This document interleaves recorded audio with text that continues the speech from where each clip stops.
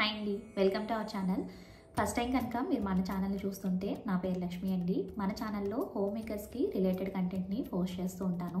ఇవాటి వీడియోలో షోడశోపచార పూజని ఇంట్లో ఏ విధంగా చేసుకోవాలి అన్నది. నేను రామదేవుని పూజలు చేస్తున్నానండి. ఈ పూజను 5 గురువారంలో 5 ఆదివారంలో చేస్తాము. ఎలాగ ఇవాళ పూజ చేస్తున్నాను కదా అని పీఠం మీద చూపిస్తున్నాను. మీరు ఇదే పూజని దేవుని మందిరంలో కూడా చేసుకోవచ్చు. పూజ స్టార్ట్ చేసిన తర్వాత ప్రతిదానికి పైకి లేసే విధంగా కాకుండా పూజకు కావాల్సినవన్నిటిని ముందే సిద్ధం చేసుకోవాలి. 2 చెంబులు లేదా గ్లాసులతో వాటర్ తర్వాత పూజకు సంబంధించి పూలు, ప్రసాదానికి ఏమైనా కొబ్బరికాయ అరటిపళ్ళు కానీ మీరు ఏమైనా వండితే వాటిని కానీ పెట్టుకోవాలి. వాటితో పాటు పసుపు, కుంకుమ, గంధము, అక్షంతలు, ఒత్తులు, అగరవత్తులు, హారతి కర్పూరం, అగ్గిపెట్టి ఇవన్నిటిని కూడా పూజకు ముందుగానే సిద్ధం చేసుకొని ఉంచుకోవాలి. ఇక ఫస్ట్ అయితే అపవిత్రః పవిత్రో వా సర్వావస్థాంగతోపి వా యస్మరేత్ పుండరీకాక్షం సహప్యాంతరశుచిః అని శ్లోకాన్ని చదువుకోవాలండి. తర్వాత మనం ఎడమ చేతితో నీటిని తీసుకుని కుడి చేతి బొటన వేలుతో ఒక 3 సార్లు మన తల మీద చల్లుకుని పూజనైతే స్టార్ట్ చేయాలి. నీటిని చల్లుకునేటప్పుడు పుండరీకాక్ష పుండరీకాక్ష పుండరీకాక్ష అనుకుంటూ చల్లుకోవాలండి. ఆ తర్వాత ఒకసారి విఘ్నేశ్వరునికి గురువు గారికి నమస్కారం చేసుకుని దీపారాధన అయితే చేసుకోవాలి. దీపారాధన చేసిన తర్వాత దీపానికి కొద్దిగా గంధాన్ని పెట్టి కుంకుమ బొట్టు పెట్టి కొన్ని అక్షంతలు వేసి ఒక పువ్వును ఉంచి మనం దీపానికి కూడా నమస్కారం చేసుకోవాలి. దీపారాధన చేసిన తర్వాత ఆచమనీయం చేయాలండి. ఇందాక మనం 2 గ్లాసులతో వాటర్ తీసుకున్నాము. ఒకటైతే ఈశ్వరుడికి పూజ చేయడానికి, ఇంకొకటి ఆచమనీయం చేయడానికి. ఈ ఆచమనీయం చేసేటప్పుడు మగవాళ్ళు కనుక చేస్తూ ఉంటే ఓం కేశవాయ స్వాహ, ఓం నారాయణాయ స్వాహ, ఓం మాధవాయ స్వాహ అని 3 సార్లు నీళ్లు తీసుకోవాలి. అదే ఆడవాళ్ళు చేస్తుంటే కనుక కేశవాయ నమః, నారాయణాయ నమః, మాధవాయ నమః అని 3 సార్లు ఆచమనీయం తీసుకున్న తర్వాత మిగిలిన నామాలను కూడా చదువుకోవాలండి. గోవింద, విష్ణవే, మధుసూదన, త్రివిక్రమ, వామన, శ్రీధర, ఋషికేశ, పద్మనాభ, దామోదర, సంకర్షణ, వాసుదేవ, ప్రద్యుమ్న, అనిరుద్ధ ఇలా 24 నామాలని చదువుకోవాలి. తర్వాత కొన్ని అక్షంతలు తీసుకుని ఉత్తిష్టంతు భూతపిశాచాః ఏతే భూమిపాలకాః ఏతేషామ విరోధేన బ్రహ్మకర్మ సమారభే ఈ శ్లోకాన్ని చదివి అక్షంతలు వాసన చూసి ఆ అక్షంతలు ఎడం వైపున వేసుకోవాలండి. దీని తర్వాత కుడి చేతితో ముక్కును పట్టుకుని ప్రాణాయామం చేయాలండి. నేను ఈ శ్లోకాలన్నింటినీ గూగుల్లో సెర్చ్ చేసి డిస్క్రిప్షన్ బాక్స్లో పేస్ట్ చేస్తాను. దీని తర్వాత సంకల్పం చెప్పుకోవాలండి. మనం సంకల్పం చెప్పుకున్నప్పుడు అది ఏ సంవత్సరం, ఏ ఆయనం, ఏ మాసం, ఏ పక్షం, ఏ తిథి ఇవన్నీ చెప్పుకుని తర్వాత మన గోత్రనామాలు చెప్పుకోవాలి. ఒకవేళ మీకు ఇవి ఈజీగా కావాలి అంటే ఎవరైనా కోటేశ్వరరావు గారి పేజెస్ అలాంటివి ఫాలో అయితే ప్రతిరోజు తిథివార నక్షత్రాలతో పోస్ట్ చేస్తూ ఉంటారండి. ఒకవేళ మీకు అలాంటి అవకాశం లేదు అనుకుంటే కనీసం అవాళ రోజు మనకి తెలుస్తుంది కదా, రోజు నక్షత్రం ఖచ్చితంగా తెలుస్తాయి. వాటిని చెప్పుకుని మీ గోత్రనామాలు చెప్పుకోవాలి. సంకల్పం చెప్పుకున్న తర్వాత ఉంగరపు వేలిని ఒకసారి నీటిలో ముంచి తర్వాత కలశ పూజ చేసుకోవాలండి. అటింగ్లో ఒక 2 చెంబులతో నీళ్ళు తీసుకోవాలని చెప్పాను కదండి. ఈ గ్లాస్లో నీటికి మనం 3 వైపులా గంధం రాసి కుంకుమతో బొట్టు పెట్టాలి. నీటిలో పసుపు, కుంకుమ, గంధము, అక్షంతలు, పువ్వులు వేసి ఈ గ్లాస్ మీద ఇలా చేతిని పెట్టి మనము గంగేచ యమునే చైవ శ్లోకం ఉంటుంది కదండి, ఆ శ్లోకాన్ని చదువుకోవాలి. ఆ శ్లోకాన్ని చదివిన తర్వాత ఈ చెంబులో నీటిని మనం తెచ్చిన పూజా సామాగ్రి మీద, దేవుని మీద, మన తల మీద కూడా చల్లుకుని తర్వాత విఘ్నేశ్వరుని పూజను చేయాలండి.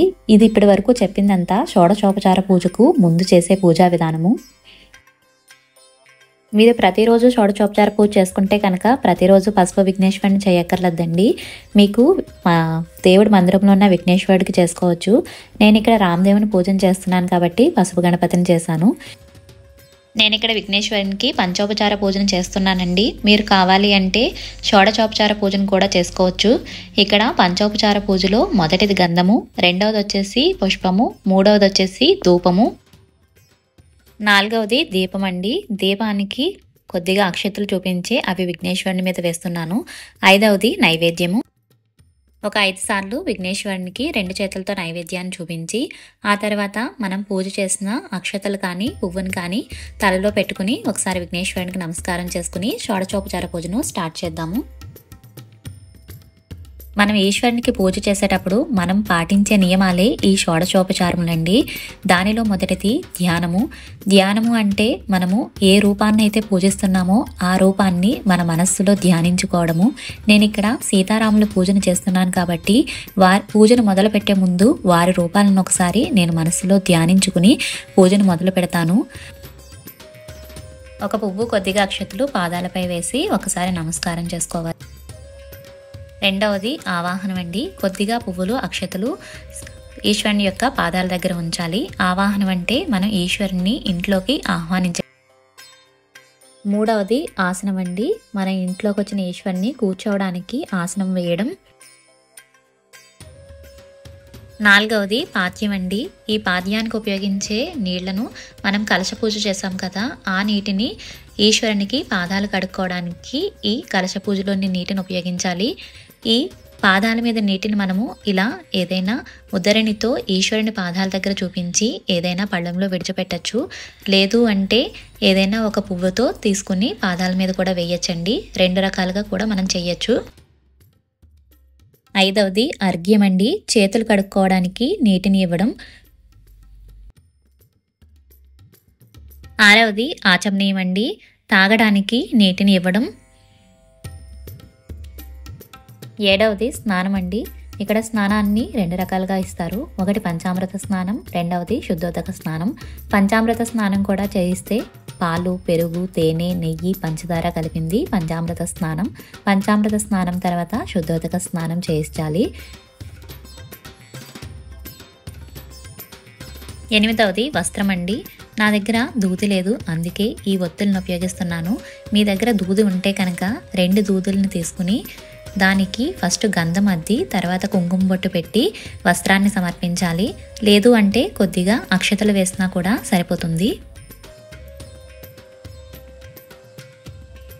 9 యజ్ఞోపవీతం అండి. దూదికి కొద్దిగా కుంకుమను పెట్టి పెట్టచ్చు. లేదు అంటే కొంచెం అక్షతలు వేసినా సరిపోతుంది. 10వది గంధం అండి. ఒక పువ్వును గంధంలో ముంచి వేయాలి. గంధాన్ని వేసిన తర్వాత కొద్దిగా అక్షతలను కూడా వేయాలండి. ఆభరణానికి బదులుగా అక్షతలు వేస్తున్నామని చెప్పి. 11 పుష్పం అండి. ఒక పువ్వును ఈశ్వరుడు పాదాల దగ్గర ఉంచాలి. ఒకవేళ మీరు ఏమైనా అమ్మవార్ల పూజలు చేస్తుంటే కనుక ఇక్కడే కొద్దిగా పసుపు కుంకుమను కూడా వేసుకోవాలి. ఇక్కడ వరకు చేసిన తర్వాత మిగిలిన ఉపచారాలు చేసే ముందు మీరు ఇక్కడ ఏవైనా శ్లోకాలు కానీ ఏమైనా పాటలు కానీ ఏమైనా చదువుకునేవి కానీ ఉంటే ఇక్కడైతే చదువుకోవాలండి. నేనైతే ఇక్కడ రామచంద్రమూర్తి అదాంగ పూజ అష్టోత్తరం చదువుకుంటున్నాను. దీని తర్వాత మిగిలిన ఉపచారములు అయితే చేస్తాను. 12వది ధూపం అండి. ఇక్కడ 2 అగరబత్తీలను కానీ లేదంటే ఇలా సాంబ్రాణి కడ్డి లేదు సాంబ్రాణిని కానీ మనం ఈశ్వరునికి చూపించవచ్చు. 13 దీపం అండి. కొన్ని అక్షతలను దీపారాధన చుట్టూరు తిప్పి వాటిని ఈశ్వరుడి పాదాల దగ్గర వేయాలి. ఇక 14వది నైవేద్యం అండి. మీరు నైవేద్యానికి ఏం సమర్పిస్తారో వాటి మీద ఇలా పువ్వుతో నీటిని చుట్టూ చల్లుతూ ఒక 5 సార్లు ఈశ్వరుడికి నైవేద్యాన్ని చూపించాలి.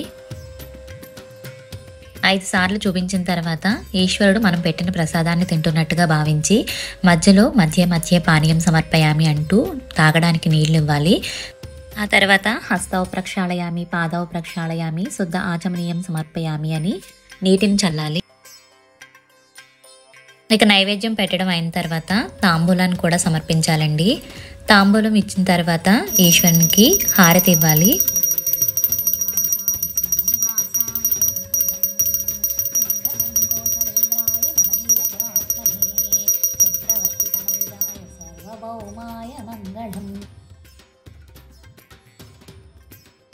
ఈశ్వరునికి హారతి చూపించిన తర్వాత ఒక నీటి చుక్కని ఆ హారతి పళ్ళం మీద వేసి ఆ తర్వాత మనం హారతిని తీసుకోవాలి.